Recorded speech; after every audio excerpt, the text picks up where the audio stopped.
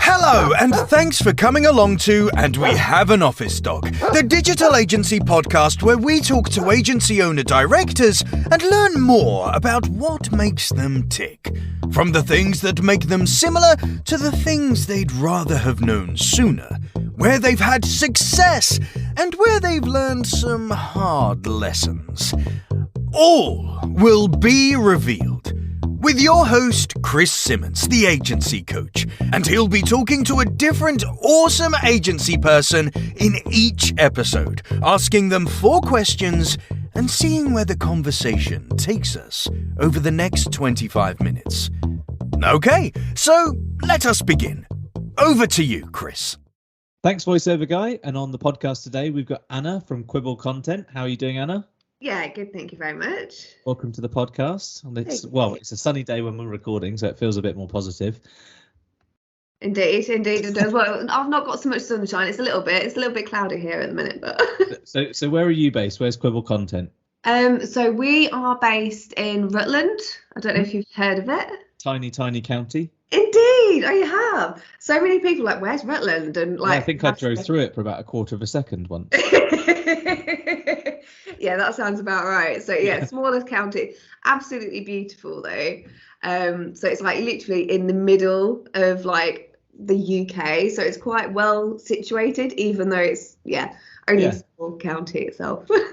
I used to. It's basically right next to Lincolnshire, isn't it? Lincolnshire, Nottinghamshire, Leicestershire, Northamptonshire, Cambridgeshire, like literally. Yeah, that's where everyone. That's where all the people come to meet. Oh, exactly. There you go.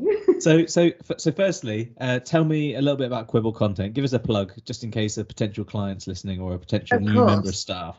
Well, I mean, we go by Quibble now. We kind of that's all right. The reason being because we started off doing and focusing mainly on the content, and we did branch out when my partner joined.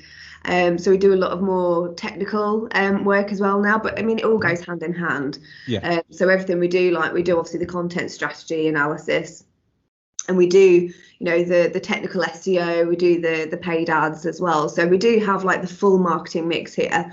And yeah, we can work with all sorts of types of businesses. I mean, we pride ourselves, I would say, on the relationship side of things. Like we are a small agency, so we really do get to know our clients, which is probably one of the main things that I would say I'd love. Yeah. So how long have you been going for?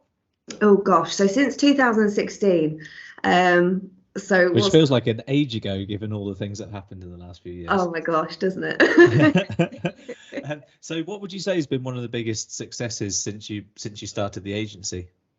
Oh gosh, the biggest successes, is that kind of personal, or would you say from a business standpoint? Well, all business is personal, so up to you. I mean, I think to have started in 2016, to have gone through a pandemic, to all of the things that have happened, I suspect there's been some business success as well as some personal success along the way. Yeah, definitely. I mean, I think as a person, like myself, I've definitely grown. I think in terms of confidence, and I've always kind of thought of myself as kind of quite, not necessarily shy, because I can be quite outspoken as well, but I have like both sides of me. And I think initially when I set up Quibble, it was like, you go to those first meetings and client meetings, you go to networking and all this kind of stuff. And I would have to go home and go to bed. It was exhausting. I was like, what is this? And it's mad, isn't it? And I was like, so I'd go back home, have my nap. But now, obviously, I don't have to do It's a luxury if I get a nap. Oh God, can you imagine like the founder of a company starting off going to sell some content strategy, and then having to quickly go for a nap in between meetings?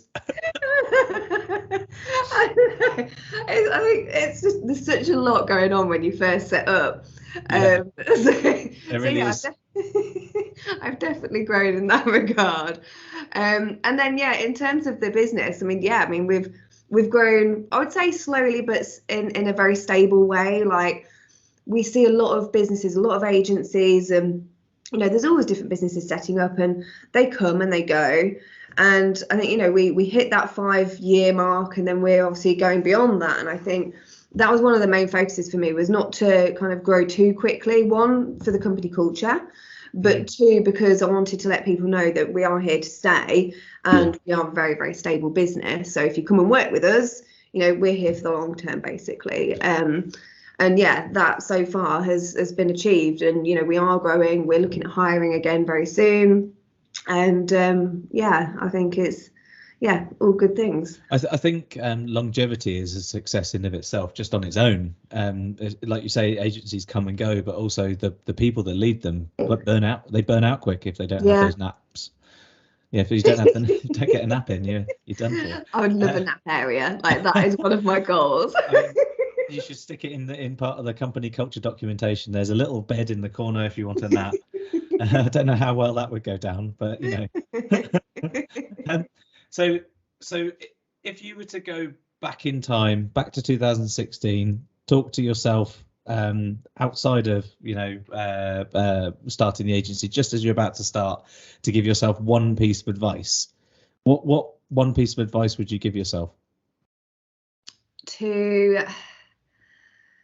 Oh gosh, I would say probably to say you can't do it all, and you can't do everything to perfection.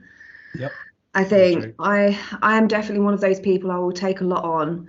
I try and help people. I've gone through all of the different kind of personality testings and things, and it always comes out I'm very empathetic, and I try and help people. And I think as the business has grown, some of the smaller clients that were overly demanding, like, I love them all. Like, I get like the people and the relationships I build, I really want to help them. But I'm like, you do get to that point where you're like, I have to say, we can't help you anymore. You need either a freelancer, or you need to go and maybe learn some of this stuff yourself, because you have to take a step back and think, well, what's also best for them. Absolutely. So, it can be quite exhausting having that level of empathy as well, when you have to consider that, for example, it's not just the delivery of a service that you're trying to do when you're like that, and when you're trying to run an agency which has that personal element, the personality to it, it can be quite sort of draining personally and emotionally as well, which is then hard when you have a client that doesn't quite get it, or doesn't have the same level of empathy, and then perhaps sort of you feel like you've been mistreated a bit, but you're still trying to be the good guy. I think that happens more often than most agency founders would admit, really. So would you have listened to your own advice back then? That's a question, isn't it? I'm good at giving advice. I don't know whether I'm good at taking it. We all are. It's part of the DNA of an agency founder.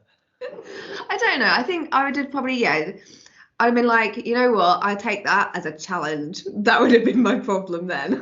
Yeah. So you just it's a bit like you'd have quit smoking but taken up drinking instead, or something. Exactly that sort of thing. Basically, it's we're all trying to punish ourselves for something in a past life or something along those lines. Who knows? Yeah.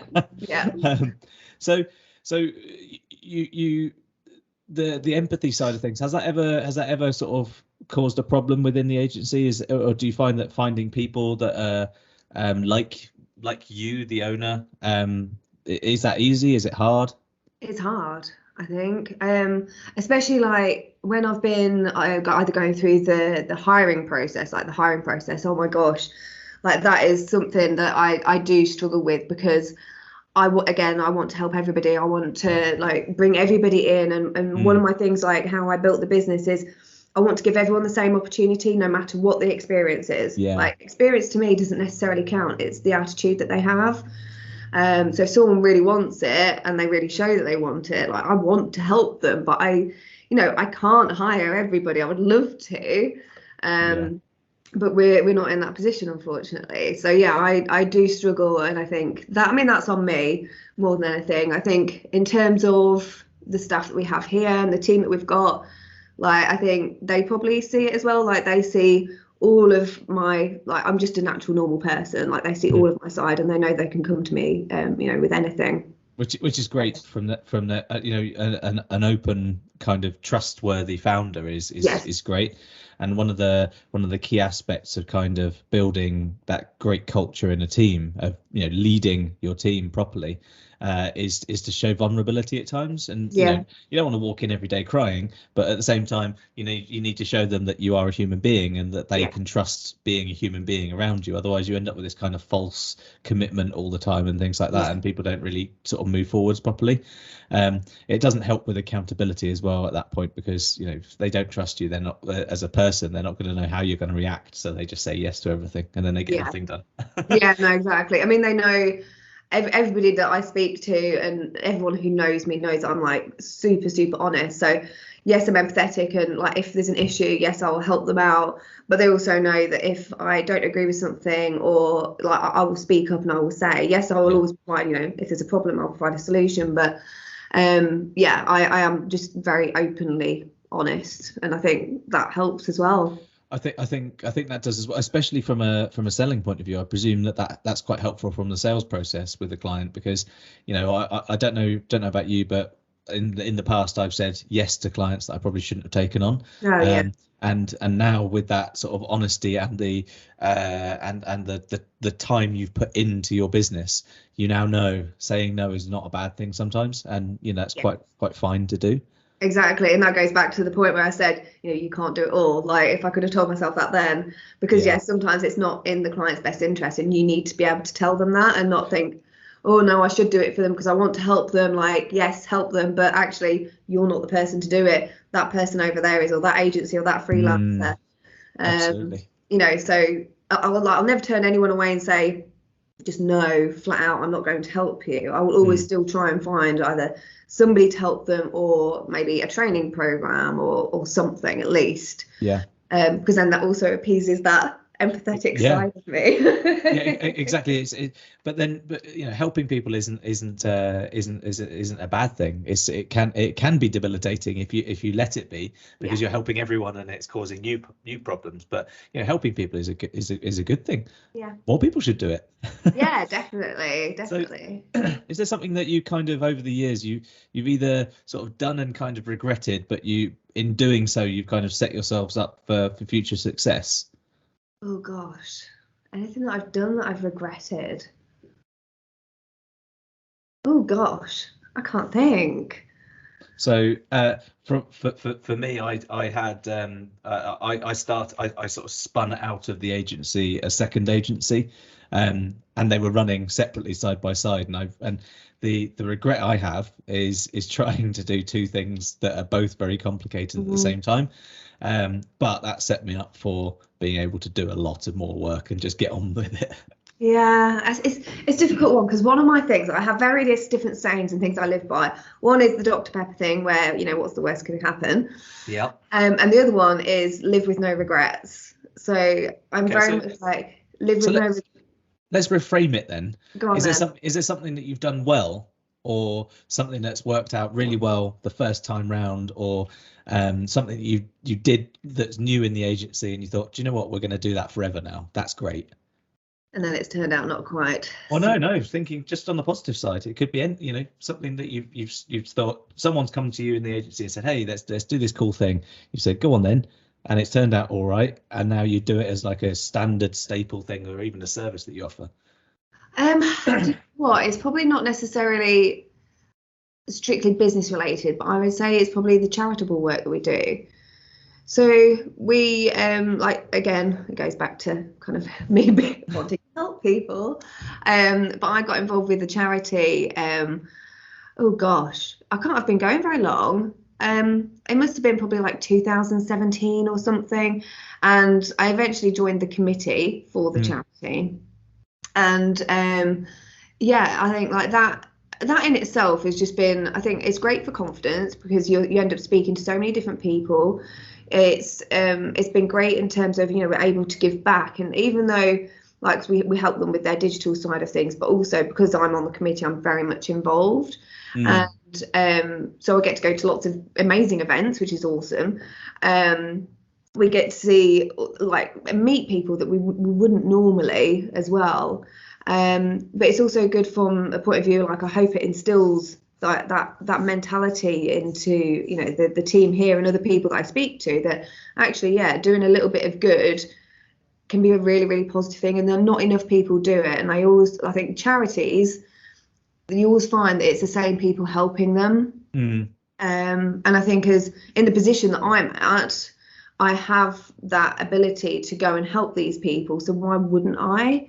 I think the only issue, or not issue, I would say the thing that I've found is that it does take up a lot of your time.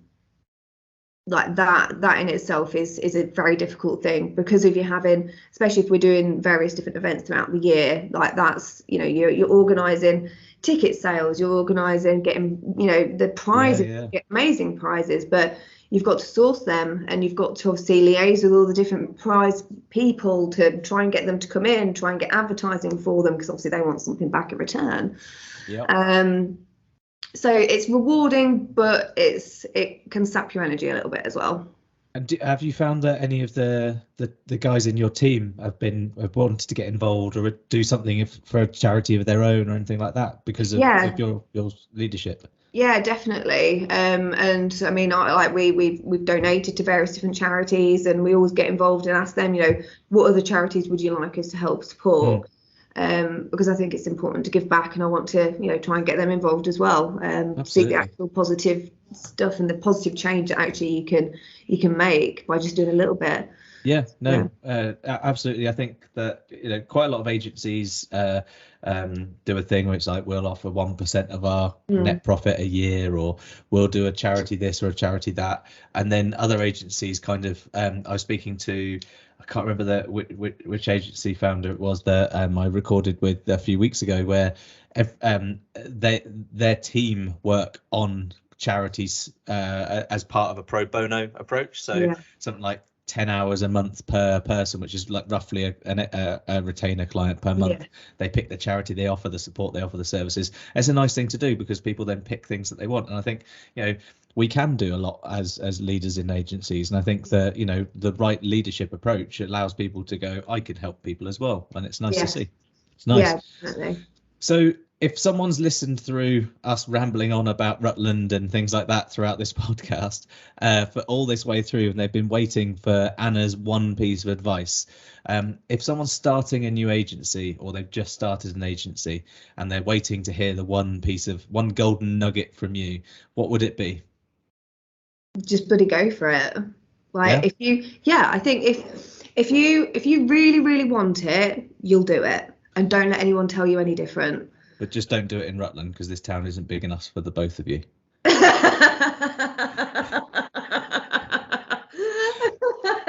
Yes. Go for it, as long as you don't live nearby. Yeah. I think it's hard. Like when you are starting out, there's, you know, a lot of people already out there that's doing a really, really good job, and it can be really easy to think, oh God, I'm not as good as them. And it's like, no, you are. Like, if you want it, go get it. Like, train yourself up. You know, you don't just have to have these clients and that's the be all and end all. Do stuff on the side. You know, do all of the practice work. Make sure you've got all of these case studies. It doesn't have to be for a real client. It can be for yourself. Like, build your own brand. You know, do all of that kind of stuff to really showcase what it is that you can do and learn from it. Make mistakes. Don't have regrets. You know, learn from everything that you do. And there's that approach of kind of fail fast. If you fail really fast, you know, obviously it doesn't work if you fail magnificently fast. But if you fail fast, you're learning quickly. You're learning a lot. And if you just go for it, then that's good. Obviously, at the same time, you need to temper that with the balance of scaling too quickly because of cash flow. You need to make sure you don't scale too quickly, so that, you know, you accidentally overreach a little bit with the size of the agency. And, you know, you need to temper that depending on where you are, your client type, all that sort of stuff. But I think it is really good advice to kind of, if you're thinking about it, go for it. If you just started it, well, bloody stop listening to this and get on with it. Yeah, because I think you will soon find out if you don't want to continue with it and want to go in-house again. I think you just got to try these things. And if you are going to do it, like you said a second ago, cash flow, like manage your budgets, because a lot of people don't. And I think that's where they then kind of fall over themselves. Like have that safety pot, you know, like build that cash up so that you've got it for that rainy day. So if your biggest client, you know, just decides to leave all of a sudden, could be no fault of your own whatsoever, but you've still got that to fall back on. I think that's key as well. Yeah, absolutely. It's important to make sure you balance these things together, for sure. Definitely. And just get on with it is the general advice, which I think is excellent advice to end the podcast on. So thanks very much for coming along, Anna. Thank you for having me. And in our next podcast, we'll be talking to another agency leader to see the lessons they've learned, or listen to the lessons they've learned. In fact, Christ, Chris, come on, and other things that I'm going to now cut this bit out because that bloody hell.